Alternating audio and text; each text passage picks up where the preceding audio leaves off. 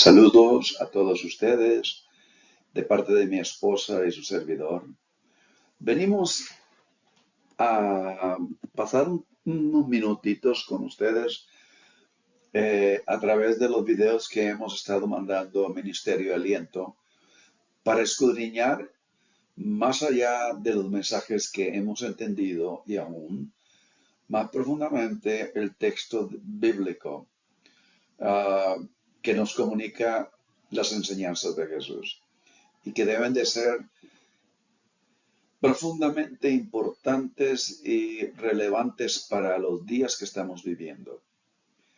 En el versículo 12 del capítulo 12 de Marcos, si ustedes se darán cuenta, Jesús estaba en el templo, lo dice el versículo 27 del capítulo anterior, 11. Volvieron entonces a Jerusalén y andando por el templo vinieron a él los principales sacerdotes, los escribas y los ancianos.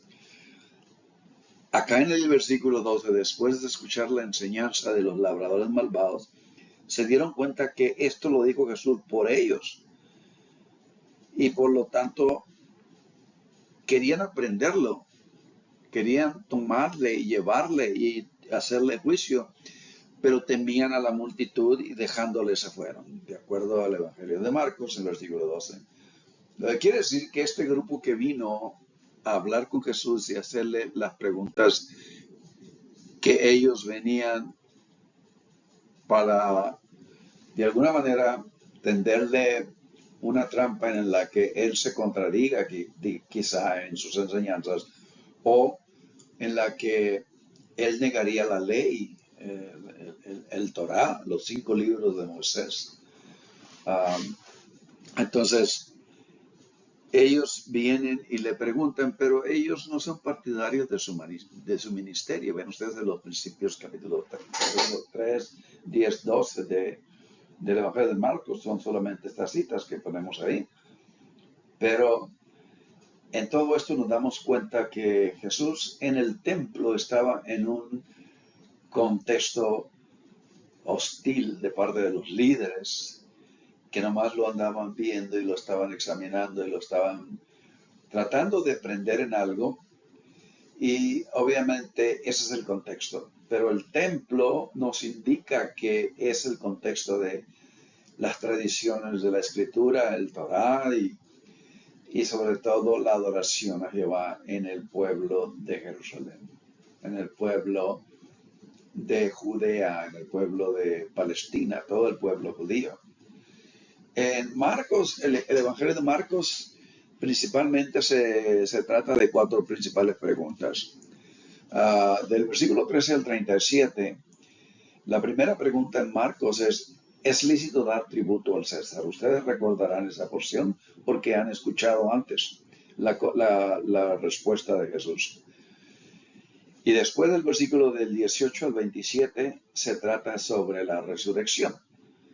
La ironía de esta porción es que los que la preguntan, que son los saduceos, que es lo que dice el versículo 18, los saduceos no creían en la resurrección. Entonces era un poquito hipocrítica, el interés de ellos de saber, sino que entonces ya se daría cuenta a los oyentes que estos estaban haciendo esto para ver en qué manera lo podrían atrapar en lo que decía Jesús. Y la tercera pregunta es, ¿cuál es el mandamiento más importante? ¿Cuál es el mayor de todos los mandamientos? Que están en los versículos 28 al 34. Y la última es sobre el Mesías. Si David llama al Mesías Señor, ¿cómo puede el Mesías ser hijo de David?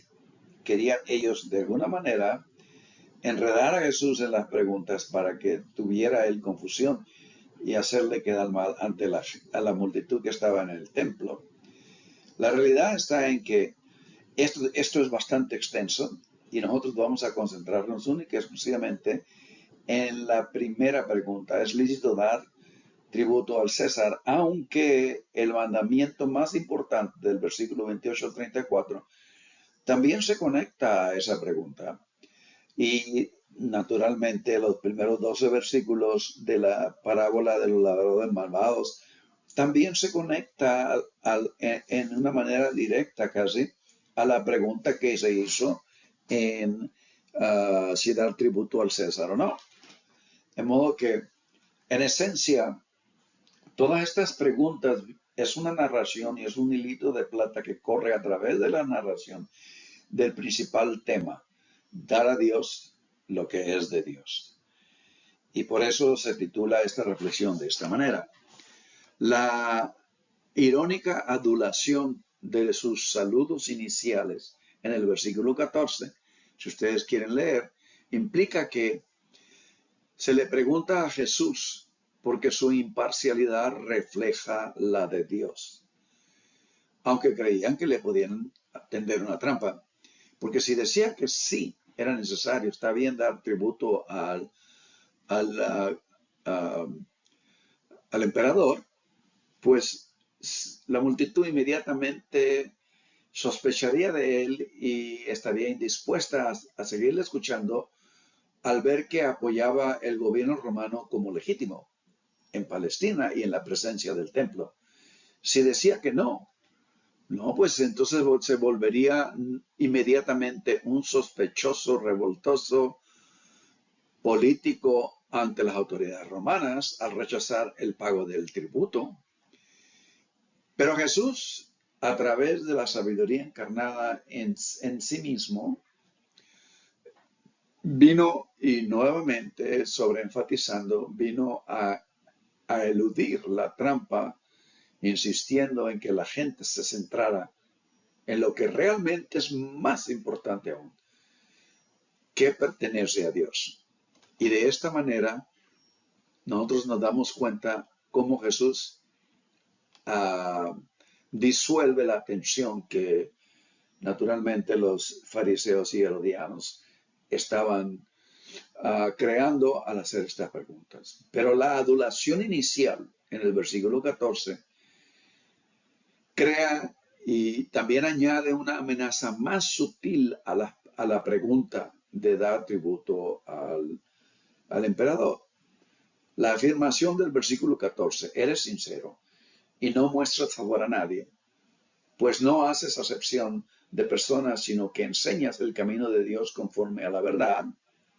Esta pregunta, los lectores podrían entonces reconocer rápidamente que eso era correcto de acuerdo a la enseñanza de Jesús.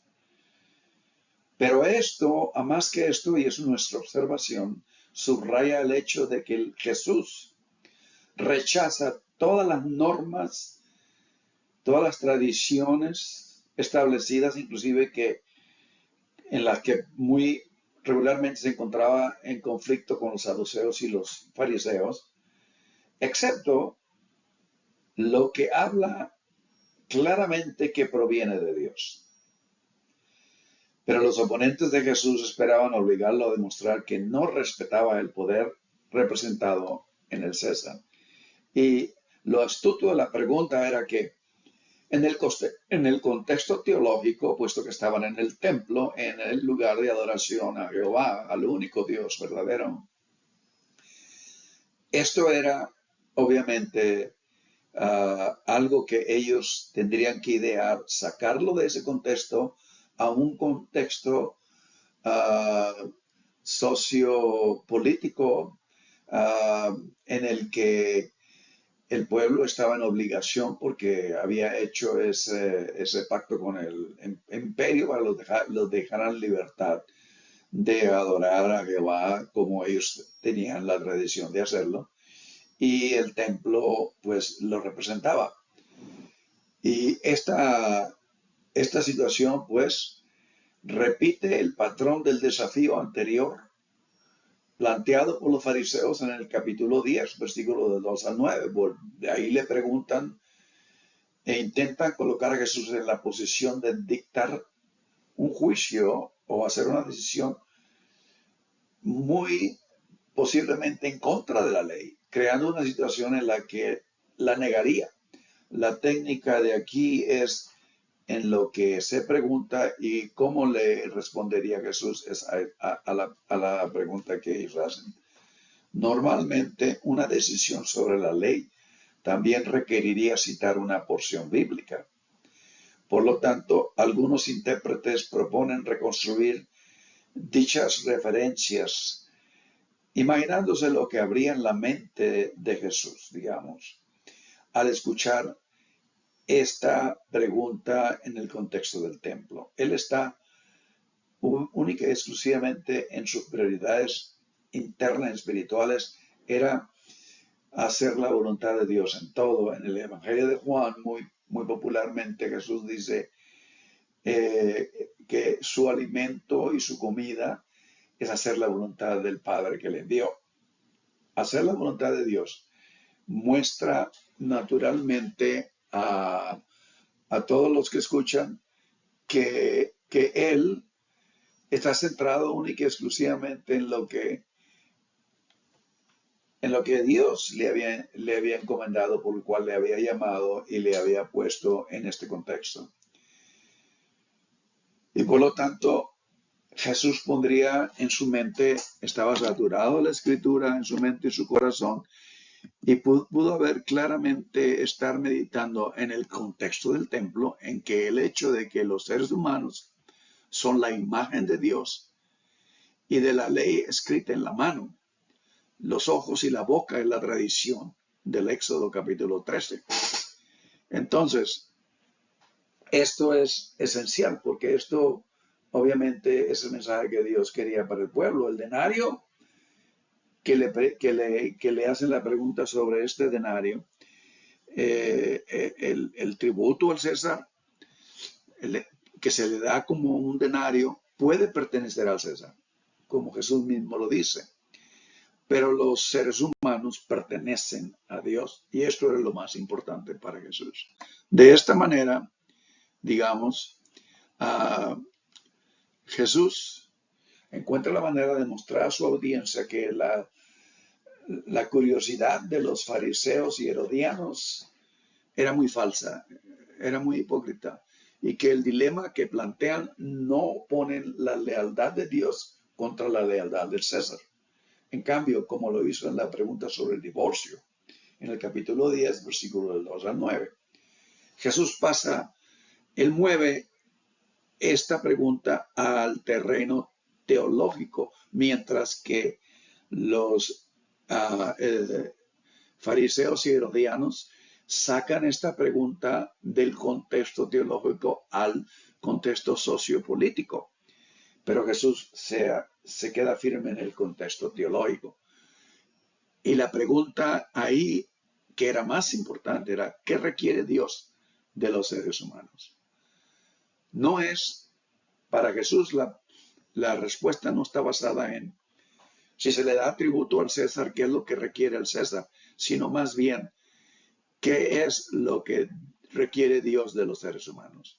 La declaración anterior de Jesús de que el templo, y esto fue en el capítulo 11, debería ser la casa de oración para todos los pueblos. Y naturalmente lo han leído ustedes en la cita que acabamos de poner. Sugiere que en el capítulo 11, versículo 17 de Marcos, sugiere que el gobierno de Dios no requiere que su pueblo se defina por una teocracia encarnada en una nación en particular. El pueblo judío había totalmente apropiado todas esas tradiciones y había hecho bastantes diferentes interpretaciones, y a Jesús en su ministerio terrenal venía siempre a ser cuestionado por las tradiciones que se habían establecido.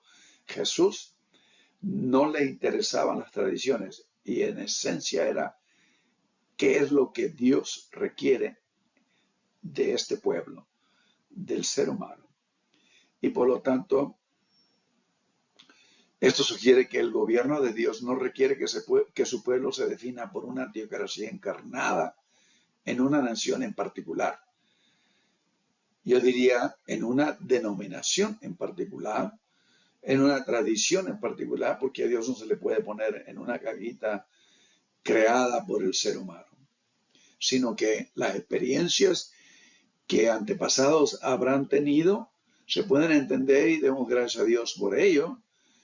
y vamos a aprovechar lo que de ahí podemos extraer de acuerdo a la guía del Espíritu. Pero lo esencial es que requiere Dios de uno como su hijo, su hija, en cualquier situación.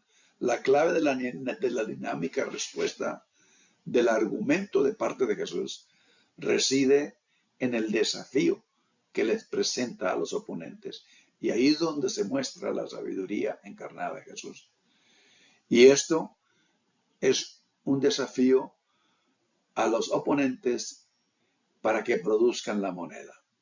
En el capítulo 12, la segunda parte del versículo 15 y el versículo 16, Jesús les dice, denme una moneda para darles la respuesta. Y en ese momento hubo tensión en el templo porque la moneda que ellos proveyeron tenía la imagen del César que promovía al César como a alguien que se le debe dar tributo como a una deidad. Recordemos que él está en el contexto del templo y naturalmente la imagen religiosa pagana utilizada en las monedas violaba las normas judías contra la creación de imágenes y la idolatría. Las inscripciones en las monedas romanas también proclamaban, vuelvo a enfatizar, la divinidad del emperador, lo cual es claramente ofensivo para los judíos en Palestina y sobre todo en ese momento sorprendió a la gente que se encontraba escuchando este intercambio entre Jesús, los fariseos y los herodianos. Así, la presencia de cambistas en el recinto del templo permitía a los judíos cambiar dichas monedas para que se aceptaban para ofrendar al templo, porque estas monedas no serían legítimas para usarse en el templo y tendrían que venir a cambiarlas por otras monedas que no tendrían ninguna imagen. Una solución a la inevitable necesidad de usar dichas monedas, por ejemplo, era no verlas. Pero en este caso, Jesús exigió de que sus oponentes, quienes podrían mostrar una moneda fácilmente, la examinaran. Jesús toma la moneda, se la presenta a ellos y dice, ¿quién está aquí? ¿Qué imagen está aquí? Va directo al tema y esa exigencia, vuelvo a repetir, debió de sorprender a la audiencia. Pero esto naturalmente era para mostrar lo falso del argumento de parte de los fariseos y herodianos. Los arqueólogos pueden describir con precisión el tipo de moneda en cuestión que se le estaba haciendo la pregunta a Jesús en esta porción de Marcos 12. Y ellos nos comunican que el impuesto sobre el que preguntaban los fariseos y los herodianos es el impuesto de capitación. Del griego la palabra es censo, que los romanos cobraban a cada adulto incluido y registrado en el censo. Solo podía pagarse con un denario de plata precedente que se producía, procedente de la plata prístina más pura que podría haberse hecho en esta moneda del Imperio Romano. Una cara de la moneda llevaría inscrita la cabeza coronada del emperador. La otra, una figura femenina, y probablemente era la encarnación de la paz romana, pax, P-A-X, del latín, que llevaba una corona y un cetro en una mano para ponérsela al emperador como descendiente de la deidad y una rama de olivo o palma en la otra como la diosa que traía la paz. Y interesante porque la ideología romana era paz por conquista y subyugación. Los pueblos tendrían que sentirse bendecidos de saber que Dios había enviado a este pueblo, a este gran imperio romano, para que les protegiera, pero en esencia era una sutil explotación de los pueblos y sus riquezas. Los hallazgos arqueológicos demuestran que estas monedas no eran de uso cotidiano, ni siquiera en las ciudades gentiles de Galilea. En comunidades en que los judíos vivían bajo el reinado de Herodes Antipas, no se encontraban ese tipo de monedas. Era raro encontrarlas. Y posiblemente el que la produjo en el momento en que Jesús le preguntas que muestren una moneda de las que ellos están hablando en cuanto al tributo al César, era más seguramente que provenía de los herodianos prorromanos de la corte de Herodes Antipas. Y casi muy seguramente los fariseos no tenían tal moneda para producirla. Tan pronto como el oponente de Jesús identificó la imagen del César y la inscripción como del César, Jesús tuvo la solución. La moneda debía pertenecer al César, por lo que debía de ser devuelta.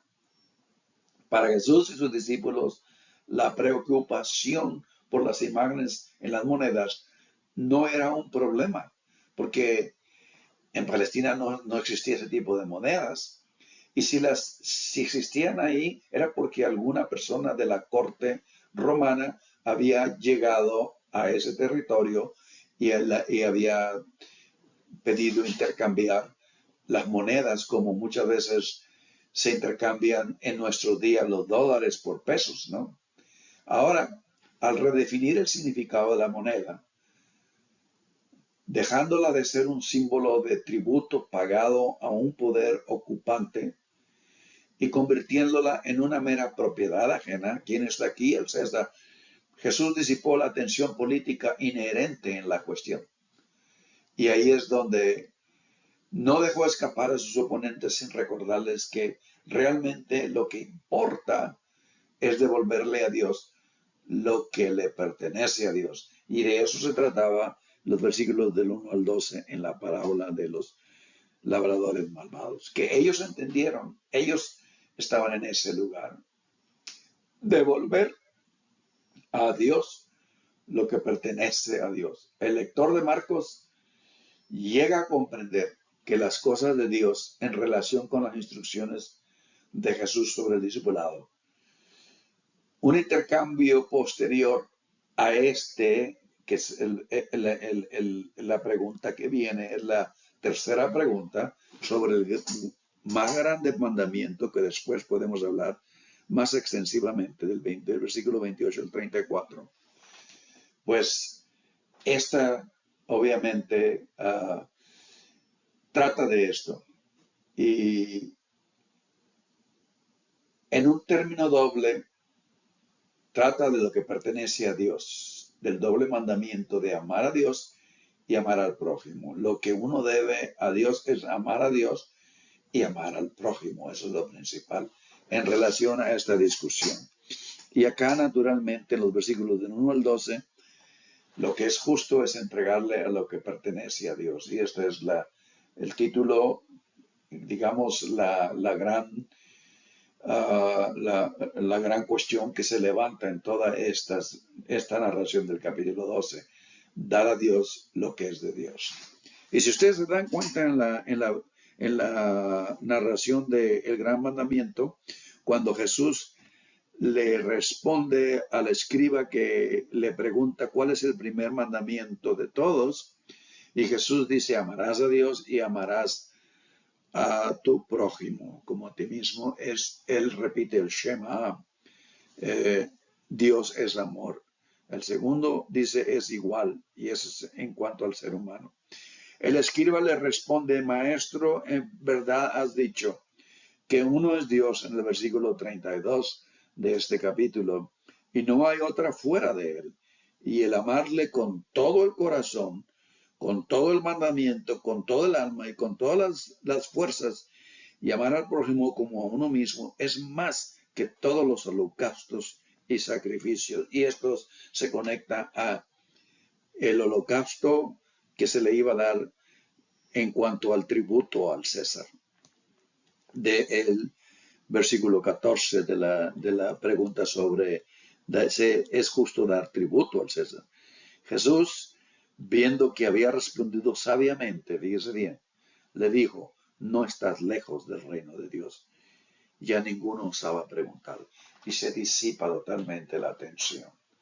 La conclusión del relato sobre el pago de tributo establece un paralelo con el énfasis en dar fruto de la viña, pues, en los versículos del 1 al 12.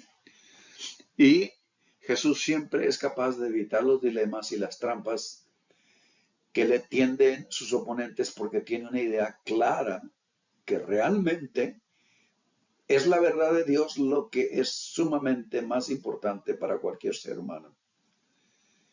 Y Jesús tiene eso absolutamente claro. Y naturalmente nosotros lo podemos ver en la cita del capítulo 5, versículo 14. Jesús no ve lo del César con lo de Dios en el mismo plano. Eso es obvio. Al regresarle la moneda y decir, pues esto pertenece al César, sáquenlo de aquí, llévenselo y dénselo a él. Pero a Dios, denle lo que es de Dios. Dios siempre tiene prioridad. En su naturaleza, fundamentalmente, son distintas cosas. Una es temporal, externa, terrenal, creada por el ser humano, los imperios. La otra es eterna, espiritual, y siempre ha sido y es la fuente de toda vida, de toda creación existente. Por lo tanto, para Jesús era muy claro. Los fariseos y herodianos tenían razón al describir a Jesús como lo hicieron en el versículo 14 de este capítulo 12 de Marcos. A él solo le importa lo que Dios quiere. Para comprender lo que son las cosas de Dios, esto es muy importante para todos nosotros. De esta narración podemos nosotros sustraer para comprender lo que son las cosas de Dios. Los creyentes deben de salir de las categorías en las que las tradiciones y doctrinas humanas, tradiciones humanas, que han enmarcado la vida espiritual de los creyentes, hasta el momento de a veces fragmentar la comunidad cristiana. Porque porque hay una gran serie de denominaciones y una gran serie de corrientes, de creencias que muchas veces ponen a los mismos seguidores de Cristo en conflicto. Después de más de 50 años, en mi experiencia personal, y de haber estudiado el texto bíblico en sus lenguajes originales, más específicamente las enseñanzas de Jesucristo, estoy convencido de que la razón por la que la gente lucha y las enseñanzas se malinterpretan, la enseñanza más poderosa en la historia de la humanidad, no es totalmente por ignorancia en esencia, sino por las tradiciones y doctrinas religiosas que nos obstaculizan para escuchar verdaderamente la voz de Dios en el texto. En estos últimos momentos, cuando Jesús se encontraba despidiéndose de los discípulos, entonces, allá en el Evangelio de Juan, Jesús ofrece en su oración sacerdotal, en el capítulo de Juan, versículo 17, sus más fervientes deseos para sus discípulos y para quienes creerían en él, en su mensaje, a través de la palabra de los primeros que creyeron y estuvieron con él en este momento, sus discípulos. Sus últimos deseos son una celebración no es una celebración de sí mismo, sino el reconocimiento de que su vida y su ministerio sean ventanas al amor de Dios. Es todo lo que le interesaba a Jesús. Porque para él la prioridad era que Dios recibiera honor, que Dios recibiera a Dios lo que es de Dios.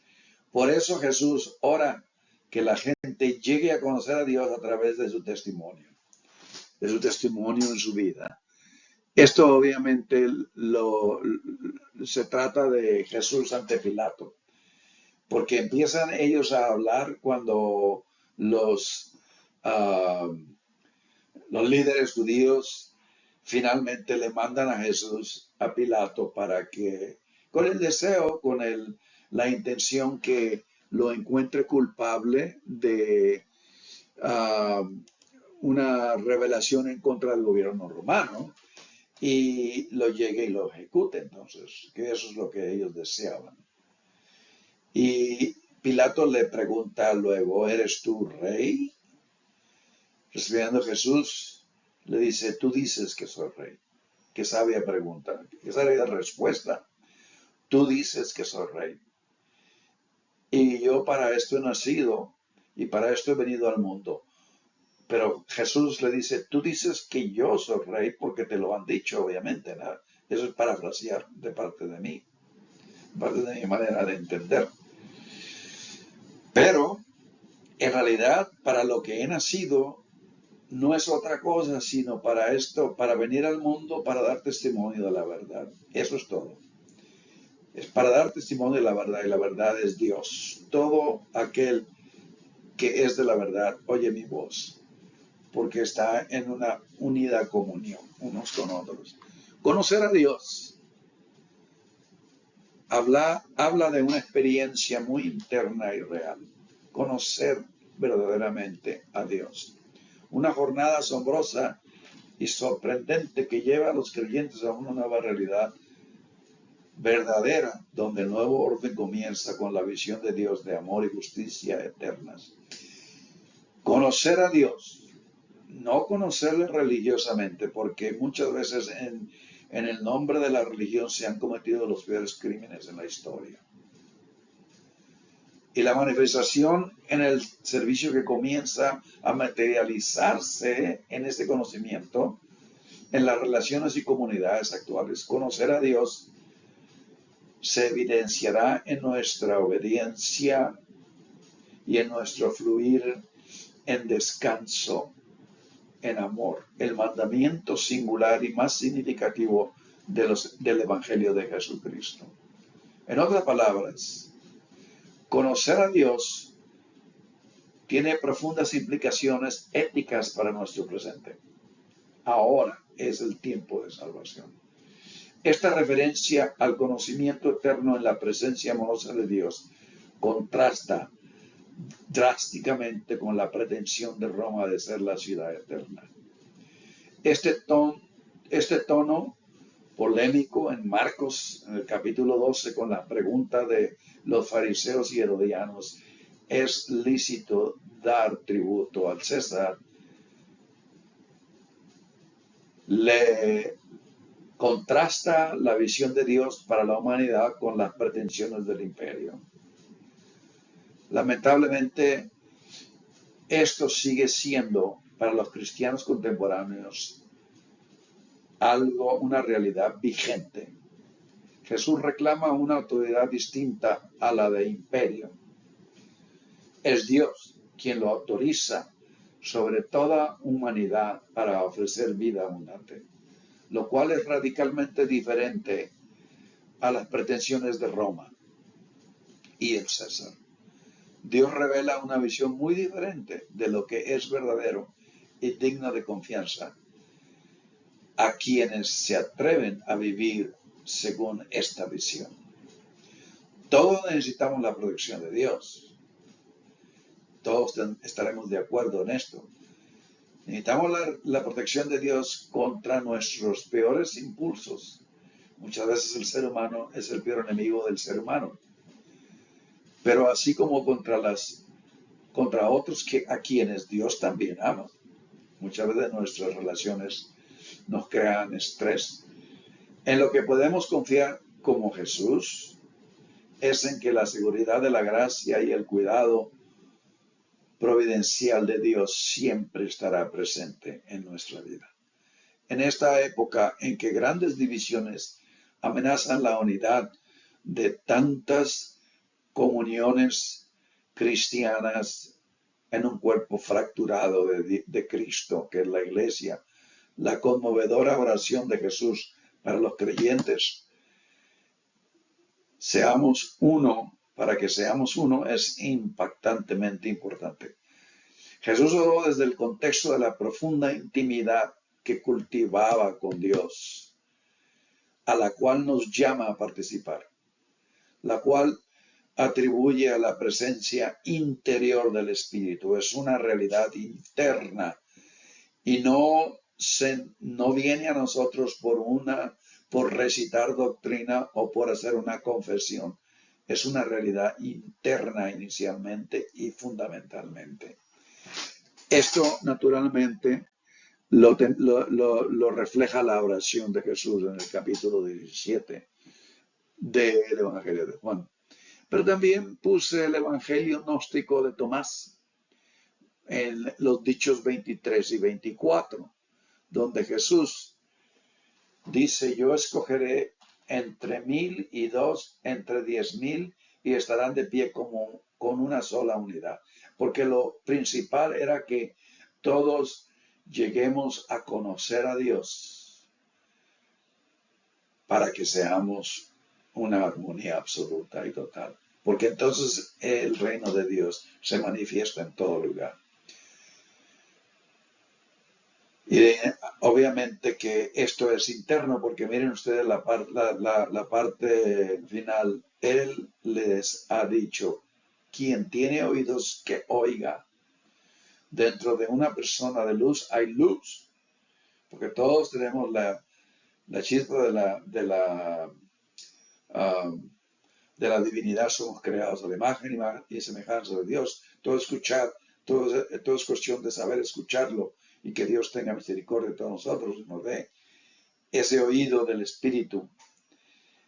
Y esto dice: ilumina al mundo. Vosotros sois la luz del mundo, dice Jesús. Pero cuando uno no brilla, se torna en oscuridad. Y esto es lo que se ha creado a través del tiempo, y esto es lo que ha producido lo que ahora la iglesia se encuentra como un cuerpo fracturado que no refleja en esencia lo que Jesús intencionaba desde el principio, o lo que Jesús deseaba para el ser humano. Conviene recordar cómo los profetas hebreos llegaron a comprender que la presencia amorosa de Dios trasciende un pueblo, un lugar, una tradición particular, para crear una sola comunidad humana unida por pacto de responsabilidad mutua. Amar a Dios y amarse uno a otro. Como el Dios de Abraham desea que todas las familias de la tierra, allá en el capítulo 12 de Génesis, cuando Dios llama a Abraham, que todas las familias de la tierra sean bendecidas. Y yo les invito a seguir escudriñando el mensaje de Jesús Cristo en una manera más completa y más clara y más profunda, para que esto sea una renovación, un refrigerio y un ánimo en nuestros corazones. Dios les bendiga. Estaremos próximamente con ustedes, siempre deseando, orando unos por otros, que la paz, las mejores bendiciones, más ricas y refrescantes bendiciones, la salud absoluta, física, mental, emocional y espiritual en Cristo. Estaremos en el próximo video